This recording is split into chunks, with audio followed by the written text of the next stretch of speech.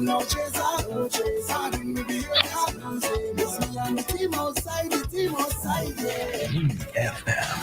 is SVG.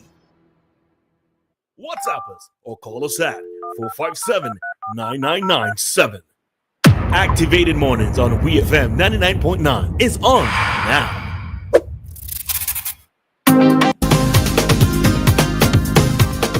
We are back with more Activated Mornings with Roleza and Dianna, and at this time we are going to have our commentary from Kingsley DeFreitas, who is already on the line.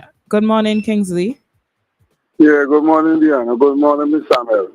Morning. I think I had a discussion some time ago. I don't know if Dianna was in the studio. She was on her well-deserved vacation.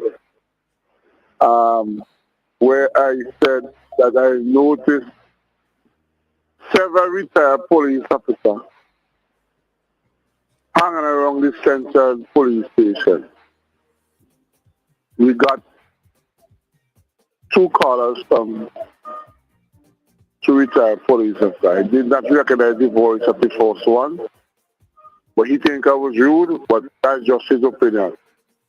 I did recognize the voice of Mr. Peters, who is retired for the last 20-something years. And when I look at Mr. Peters as an individual police officer, I see a successful gentleman who served. And when I pay attention to his children, it appears that his investment was in his children. There is a permanent secretary in Sydney that is one of his children. So when I spoke about, I see some police officers who not carrying themselves with dignity after their job. If people pay attention, people will see what I'm saying is true. I went to the Kingston Friday. I saw a former superintendent of the police, now retired, sitting in an area where I didn't expect to see him. And what that tells me, as you say, Mr. Samuel, he probably missed the camaraderie, he probably missed the brotherhood. He feels much intimate to find himself around the police station to see if he could get some old talk from the past. But I am here, there, and everywhere. And I go over to that other place we call Little Turkey. Because I'm, if not the best player in drafting division, the second. I go over there to try to engage forces to play the game. And I see retired policemen left, right, and center, not doing anything productive. So when the first police officer called last week and said that he found I was rude and disrespectful to retired police officer, that was never my intention. And while I'm calling here, that is not my intention either. Because I believe that members of the Royal Civil and Grange Police Force today has a different atmosphere to be a police officer. You could be a career police officer. Back in the days in Samuel, my father told me, when you were big and strong, you just go by the police station and bust a fight. The first you be, and they show you because you're big and strong. I can remember it had a police officer who used to be assigned to the traffic department. If he was 5 feet tall, he was tall. And in those days before he came to the police force, he could have never get into the police force with that height. But today, young individuals who did well in school could find their access to get into the police. And all I'm simply saying is, Samuel and Dianna, that if you spend time in the police force, while you're there, you have to plan for retirement. You cannot just be open to the wrong Kingston and say people say, oh, you was a good policeman, hold that. If that is your intention, you're in the wrong profession. And I would like to hear people respond. Because let me tell you something. Mr. Samuel, I am not going to come on WEFM, make any statement to put this station in problem and make some statement that I have not been observing. And I can understand why these two gentlemen who called last week felt offended because what I say comes over a little bit rough. Like I say, I know Mr. Peters for quite some time. I like how he should carry himself when he was a police officer. And when I sit and pay attention to him today, I realize that his investment was his children. How much of them could say that their investment was the children? They just live. And when they get old to the way they retire, they want people to stretch their hands and say, oh, that give them. No, we have to plan for retirement. So I'm just making an appeal for persons who are in the service and again in police force. Stand for your retirement. So you won't have to beg actually vagabond to give you some money because you didn't put things in place. All right. However wonderful. All right, Kingsley, before you go, because you know what people were challenging you on last week, right? Is that you made it sound like it was all retired police officers. You just want to quantify it and just because I could hear people talking already. You just want to quantify it. Is it some police officers or just those you have observed? Well, I agree with you. There are some police officers who find themselves in this compromising position. Okay. But I'm referring to those who I recognize. And it's at this one, I would not call his name, but he's from the area where I am from originally. And every day he in Kingston. And what kind of trade he blind? Oh, okay, I won't go forward. I'll leave it right there. All right, I have a wonderful day. See you tomorrow morning. You too. Have a good one.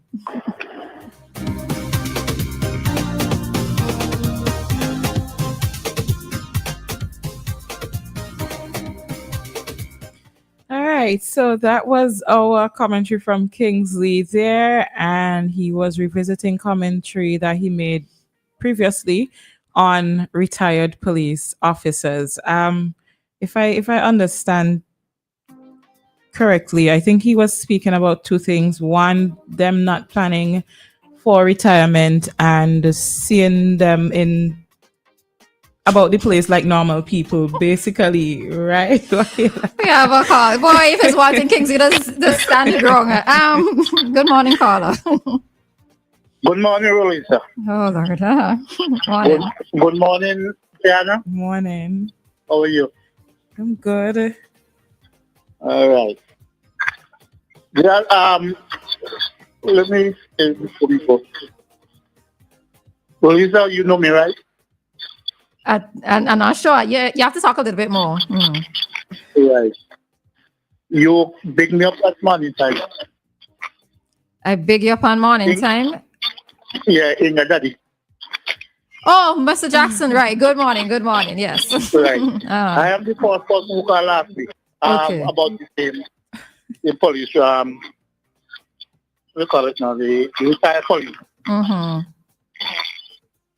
Let me respond to Kingsley. Kingsley, let me tell you something. You're talking about policemen who was discharged from the police force, right? Those are the police we're talking about. The police and them who retired, they have two pensions, if you don't know that. They have the INS and the one from the government. Right? So there's no need for them to go in some two bed. Right? So I was just telling you, you're painting all the police in the same paint. Right? So I only responding to what you said this morning. Okay. All right. No problem. All right. All right.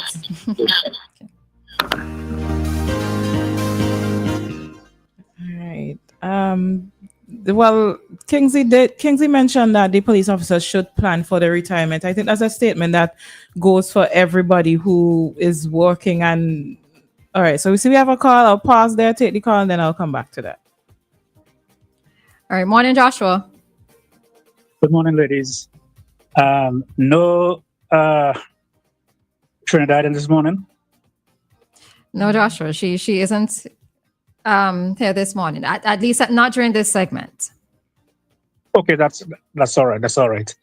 Could I revisit this Christian stuff, this Christian talk? Okay, Christians involved in politics. Okay, Yeah, the three most destructive elements on the face of the earth are not necessarily in this order.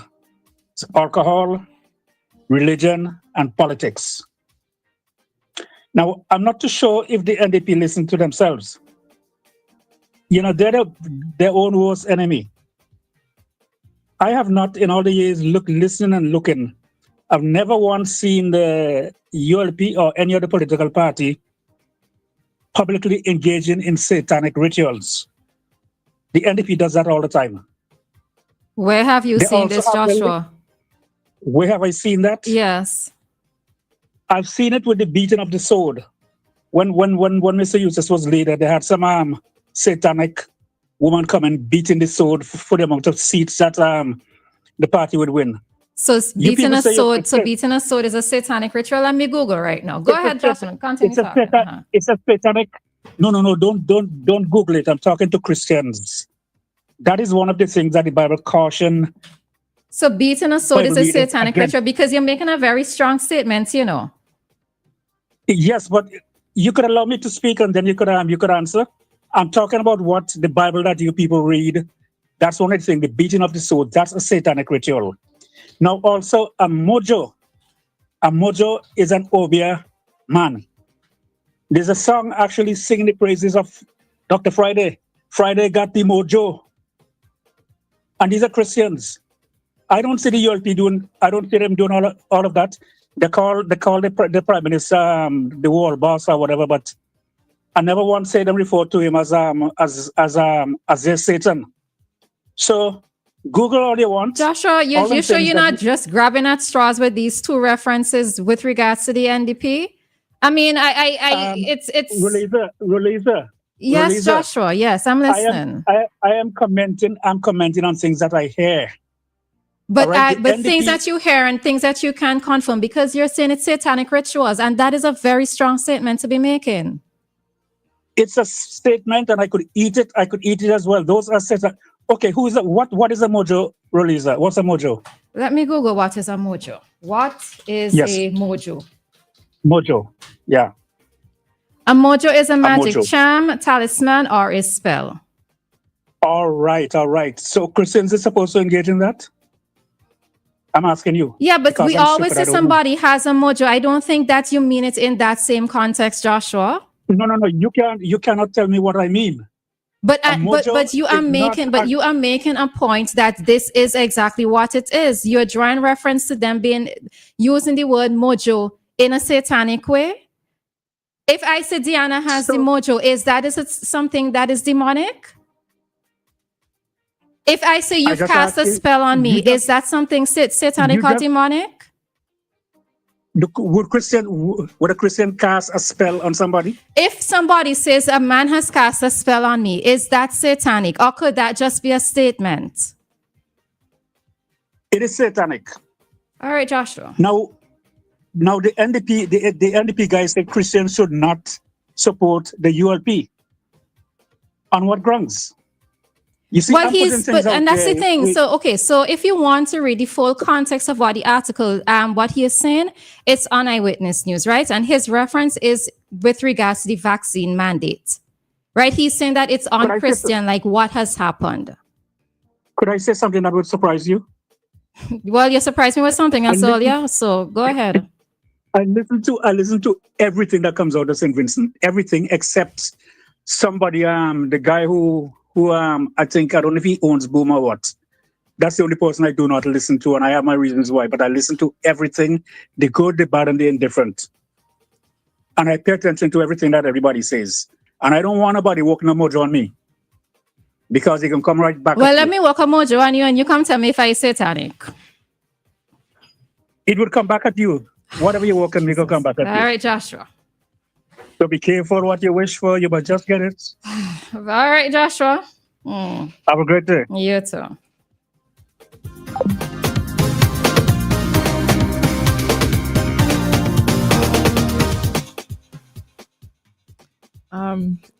Right. I don't have any comments on that. Roleza, you have anything else to say? No, not to Joshua directly. I've said everything that I needed to say to Joshua. So yes. Oh Lord. All right. We have okay. No. Anyways, just to finish up what I was saying before. So Kojo was mentioning that the police officers should plan for the retirement. Like I said, that should go for anybody who is working. I mean, you generally should have plans for your future. I think one of the reasons he also mentioned them going into town or hanging out at various spots, liming with different people, looking like regular people, basically. I don't see that as a problem. A lot of persons, after they retire, they get bored, and I think it's completely fine for them to, after they've retired, if they want to go and sit down with persons and on the block and play some games. I don't see anything wrong with that. If they want to go into town every day, as he said, I don't see anything with that, because like I said, a lot of persons, when they have retired, if they don't have anything to do at home, they try to find some way to be entertained. It could also be that being a police officer is not an easy thing.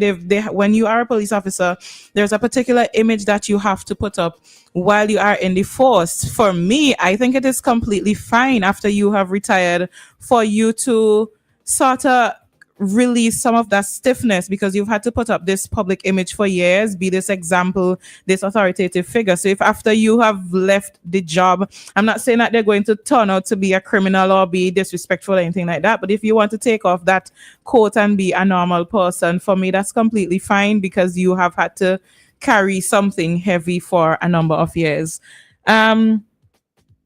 Yeah, I think that is basically it for me for that. It was a topic that Kingsley touched on last week, so I think I exhausted it last week as well. So that's all right.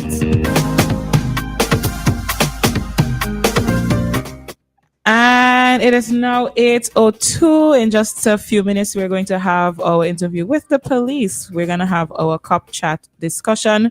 But right now, we are going to head out of this talk segment. This time check, 8:02, was brought to you by the New Haven Funeral Home. Death is a fact of life. Even though death is